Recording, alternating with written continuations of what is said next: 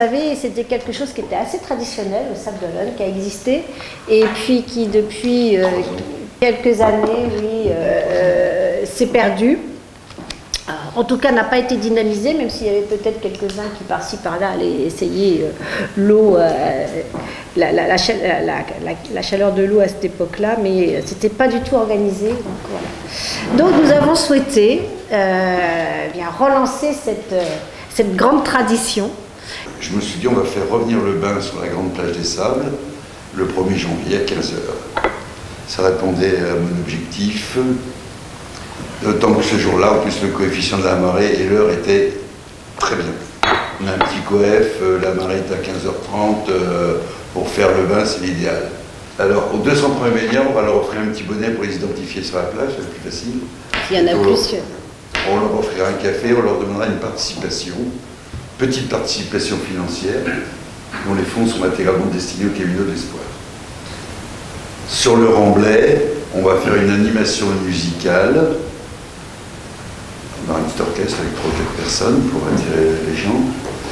Et puis, on va vendre des brioches, on va vendre du vin chaud, on va vendre du café. Et tout ça également au bénéfice du Camino de l'Espoir.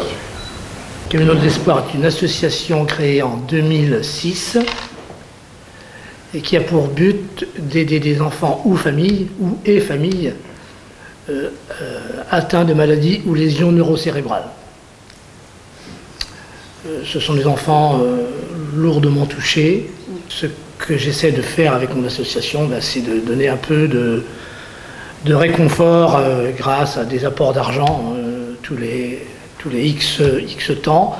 En moyenne, j'essaie de remettre des dons tous les 15 mois à peu près. À savoir qu'au départ de l'association, il y avait 3 enfants.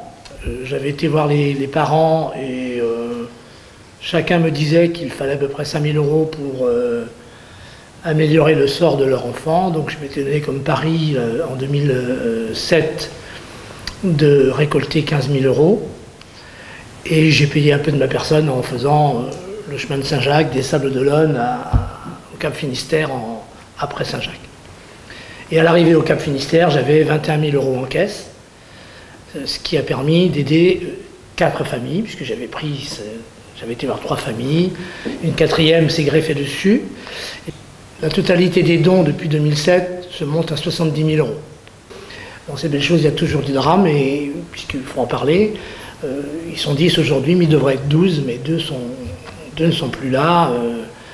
Un petit garçon de Gers-sur-Mer et puis une petite fille de la Motte-à-Char, 4 ans, 7 ans.